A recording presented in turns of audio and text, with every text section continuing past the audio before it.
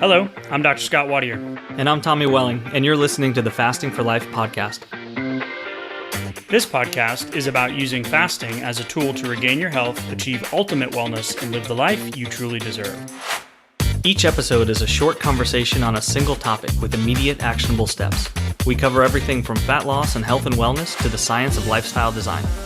We started Fasting for Life because of how fasting has transformed our lives, and we hope to share the tools that we have learned along the way.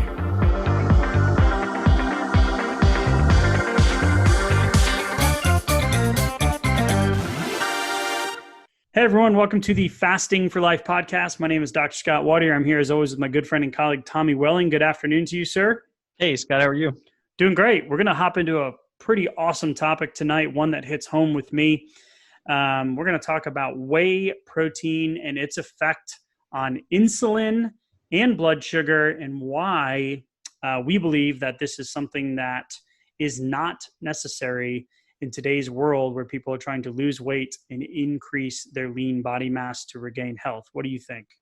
Don't we need to be supplementing with whey protein in order to lose weight and gain lean muscle? All right, so we're just going to, in the episode, just 1 minute in, we're just going to say, no, cut out the whey protein and we'll move on. But no, this question came from one of our clients who was asking about, supplementing with whey protein and branched chain amino acids after their workouts. And so there's a few different layers here. First, though, is we want to make the distinction between, fat loss and muscle building, right? Mm-hmm. Yeah, they're two very distinct things. Two very different physiological processes in the body.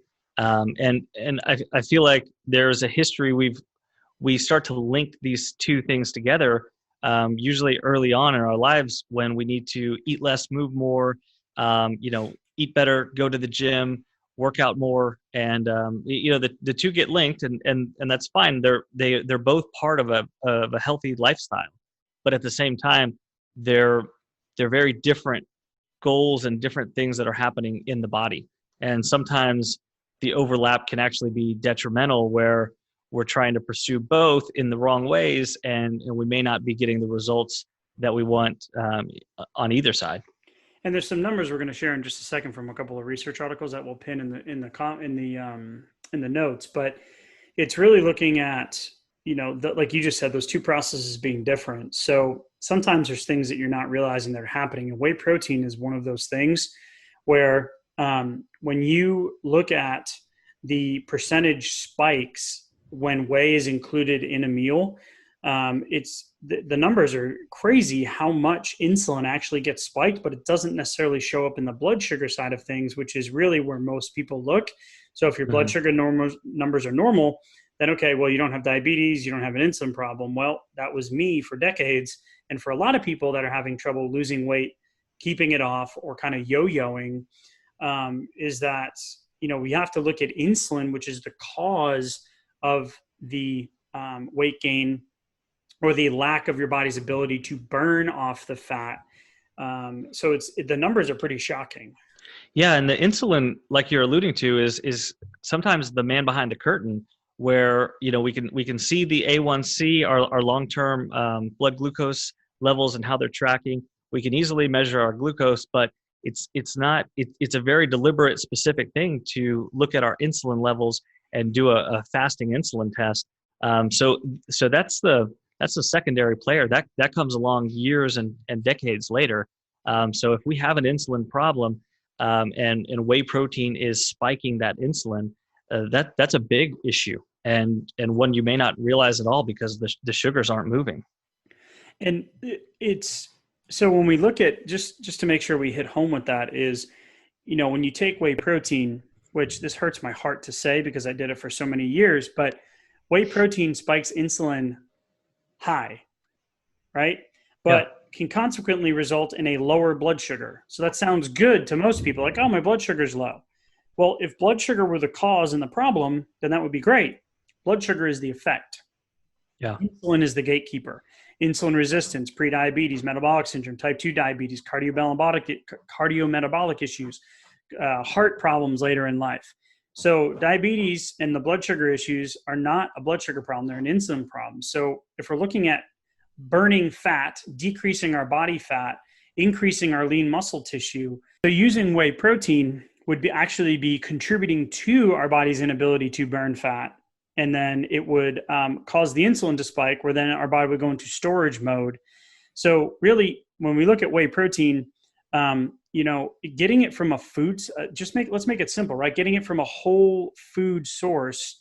And Tommy, I know you had a couple of numbers you want to share in regards to the timing of meals. Like if we looked at whey protein for breakfast and lunch, what those numbers look like. Like we just want to keep this simple. If you're working out and you're worried about that anabolic window, right, which has been really disproven in terms of protein consumption, you can, as long as you're getting adequate protein throughout the day or with your meal, then your body's going to do what it's designed to do, which is burn fat and build lean muscle when it's given the opportunity.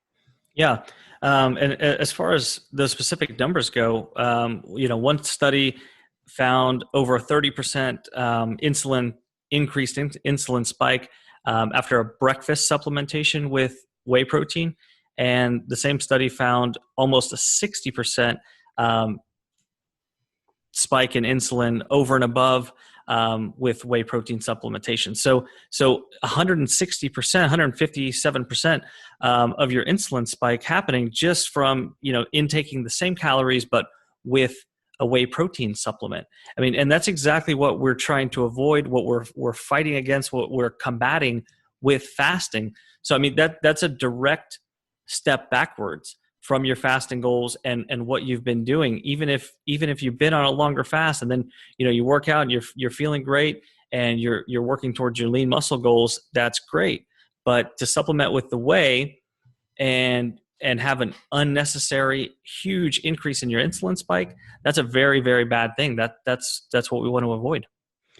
Yeah, and so if we look at just from the supplement standpoint, whey and branched chains are pretty much, branched chain amino acids really it's been concluded that they do not really promote muscle building. So the simplest thing to do is, if you want to avoid the cause, which we're talking about, like Tommy just mentioned with those numbers, is the insulin spike, then just keeping it simple, getting a good quality protein, chicken, beef, steak, turkey, whatever it is that you want to eat with your meal. And Tommy, you always say, start with some veggies, have a nice balanced meal. Mm-hmm. Your body's going to do what it needs to do. So it's just crazy to me to think that for so many years, and I can't believe we're saying it, but like you don't need it. And the person who was asking the question was, more concerned about the end goal. Was like, all right, well, what about the physiological effect of my exercise? Am I getting the best benefit? And again, there's a caveat here too. If you are using whey protein and branched chain amino acids, I encourage you to go kind of look and dive into it. But if you're getting results and you're not having problems and you're at the ideal body percentage and you don't really think you have an insulin resistance issue and you're able to lose weight and keep it off, then this message is not for you. This is for the rest of us, like myself and yourself, Tommy, who've been struggling mm-hmm. with, these types of things over the years. And this was a big thing for me. Never mind was I eating multiple times a day, but I was also supplementing with whey protein multiple times a day, with and before and after meals. Me too. Your body's got everything it needs to do. And that's why we just want to promote keeping it simple. And eliminating it's going to save you some money too. Absolutely. I mean, that's one of the benefits of fasting that we talk about. But I remember times when I would have 4 meals a day and, include another couple of whey protein shakes in there as well. So, I mean, I'm getting 6 different insulin spikes. And then the ones that I thought weren't really spiking the insulin, because I would control the carbohydrates with the protein supplementation, they were actually having the largest effect on my insulin levels. And all the while I'm tacking on more and more fat over the years and unsure why that's happening, because I'm working out more than ever. Yeah. And that's when the frustration starts to set in too, right? So mm-hmm. we want to make sure we're really clear about, 2 separate processes, 2 separate sets of goals. If you look at a bodybuilder, they're not bulking and cutting to get on stage all at the same time, mm-hmm. right? They're bulking and then cutting. They go through cycles and whatnot. So, for the average Joe like ourselves, the dad bod, ex-dad bod, right? Who's trying to get back down to that high school, college, look. It's possible, but this is one of the things that we feel might be inhibiting it. And it's really just a misconception. So one take home message for everybody, Tommy, that's listening, other than just cut out the whey, right? Like we're just going to make this really simple.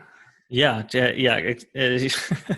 Would be look at anything that you're taking as far as supplementation, or that you're trying to do to optimize your gym and your workout and your lean muscle goals, and see if they are on track with your fasting goals, because a little bit more focus on your fasting goals might take you to the end point a bit sooner or more effectively, and you may not need to be focusing on the other supplementation so much, if at all, maybe. That's great. I love it. Still hurts my heart to say though. I mean, it really does. Like it still stings a little. These words are coming out of my mouth, but yep. I mean, the research is backing it up. And we really need to look at an insulin friendly lifestyle and an insulin friendly diet. So start with a lean protein, add in some veggies on the plate. If you want to have a small amount of carb, that's fine. Sweet potato, brown rice, those types of things, but really just keep it in balance. And it's just going to be easier for you to stick to over the long term too. So absolutely. All right, Tommy. Well, thank you, sir. And we'll talk soon. Thank you. Bye. So you've heard today's episode, and you may be wondering, where do I start? Head on over to thefastingforlife.com and sign up for our newsletter, where you'll receive fasting tips and strategies to maximize results and fit fasting into your day-to-day life. While you're there, download your free Fast Start guide to get started today. Don't forget to subscribe on iTunes, Spotify, or wherever you get your podcasts. Make sure to leave us a 5-star review, and we'll be back next week with another episode of Fasting for Life.